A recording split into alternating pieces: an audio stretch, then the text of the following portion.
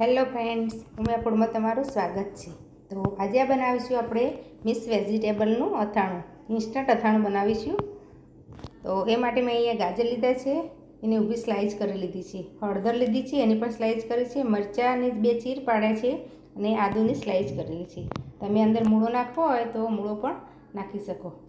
તો આપણે ગાજરને બધા શાકભાજી છે એને એક બાઉલમાં લઈ લઈશું। સરસ ધોઈ કોરા કરીને પછી કટ કર્યા છે। બધાને આપણે એક બાઉલમાં લઈ લઈશું। હવે એમાં આપણે 1 ચમચી મીઠું એડ કરીશું અને બધું સરસ મિક્સ કરી લઈશું। આ રીતે ઉછાળીને આપણે મિક્સ કરીશું એટલે બધામાં મીઠું ચડી જાય। તો સરસ મિક્સ થઈ ગઈ છે। હવે એને ઢાંકણ ઢાંકીને આપણે 1 કલાક રહેવા દઈશું। તો 1 કલાક થઈ ગઈ છે। તો આપણા વેજીટેબલમાંથી પાણી રિલીઝ થઈ ગયું છે, આ તમે જોઈ શકો છો। આ રીતે પાણી સરસ નીકળી જશે। હવે આપણે સ્ટીનરમાં નેતારી લઈશું પાણી બધું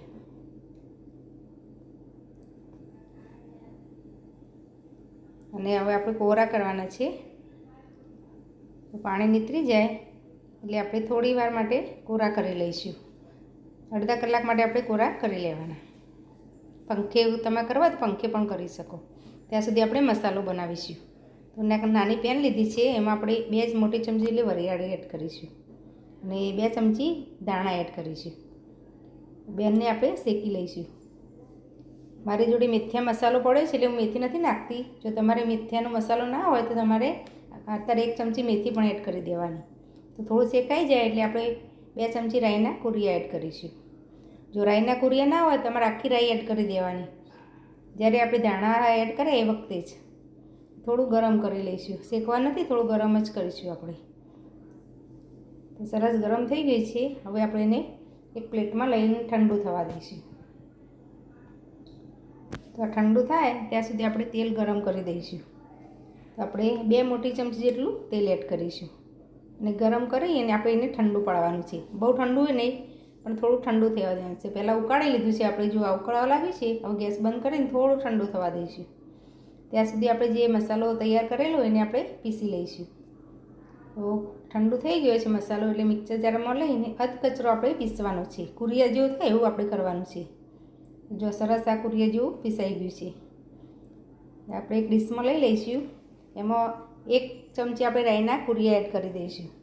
થોડા આખા રહેશે તો એનું ટેસ્ટ સરસ આવે છે। તો બધું મિક્સ કરી લઈશું અને તેલ હવે થોડું ઠંડુ થઈ ગયું છે એટલે આપણે આ કુરિયા તેલમાં એડ કરી દઈશું।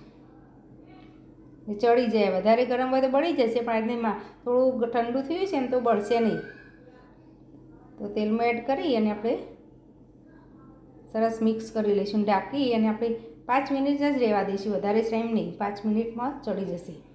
5 મિનિટ થઈ ગઈ છે, જો કુરિયા સરસ ફૂલી ગયા છે। તો એકવાર આ રીતે મિક્સ કરી લઈશું। હવે એમાં આપણે આ મેથીયાનો મસાલો છે 1 ચમચી એડ કરી દઈશું, મિક્સ કરી લઈશું। હવે સાથે આપણે કાશ્મીરી લાલ મરચાંનો પાવડર એડ કરીશું। તો 1 ચમચી આપણે કાશ્મીરી લાલ મરચાંનો પાવડર એડ કરીશું। તમારે જો મીઠું પહેલાં ઓછું લાગે તો પાછળથી એડ કરવાનું। મારા શાકભાજી મીઠું લાગતું એટલે મેં એમાં એડ નથી કર્યું। હવે 1 ચમચી ગોળ એડ કરીશું, ઓપ્શનલ છે પણ એનાથી સરસ ટેસ્ટ આવે છે થોડું ગળ્યું। જો તમને ના ભાવતો હોય તો તમારે સ્કીપ કરી દેવાનું। હવે 1 લીંબુનો રસ એડ કરી દઈશું। તમારે લીંબુ રસ ના નાખો તો આમચૂર પાવડર એડ કરો તે પણ કરી શકો, પણ લીંબુ નાખશે ને તો આપણા અથાણાનો સેફલાઈફ વધી જશે અને બગડે નહીં અથાણું। હવે જો આ સરસ કોરા થઈ ગયા છે આપણા શાકભાજી, આ રીતે હાથે અડીએ ને તો પાણી ના લાગે એવા કોરા કરવાના। હવે એમાં મેં 2 લીંબુના ઝીણા કટ કરી લીધા છે એ આપણે એડ કરી દઈશું અને મસાલો જે તૈયાર કરેલો ને એ આપણે એમાં એડ કરી દઈશું। એકદમ સરસ ઇન્સ્ટન્ટ આપણું અથાણું બને છે। બધું સરસ મિક્સ કરી લઈશું।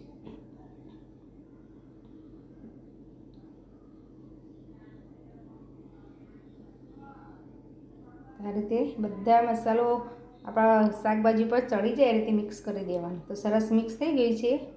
હવે આને 12 કલાક રહેવા દેવાનું, પછી ખાવાનું. 12 કલાક રહેવા દેશો ને એટલે ઢાંકણ ઢાંકીને 12 કલાક રહેવા દેશો એટલે સરસ આપણું અથાણું તૈયાર થઈ જશે. તો જો તમે જોઈ શકો છો કેટલું સરસ આપણું અથાણું તૈયાર થઈ ગયું છે.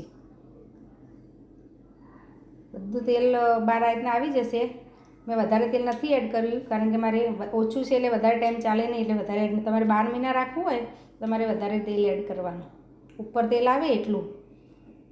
તો તૈયાર છે આપણું મિક્સ વેજીટેબલ અથાણું કે પછી આચાર. જો તમને આ મારી રેસીપી ગમી હોય તો મારા વિડીયોને લાઇક, શેર અને મારી ચેનલને સબસ્ક્રાઈબ જરૂર કરજો. ફરી મળીશું આવા નવા વિડીયો સાથે. ધન્યવાદ.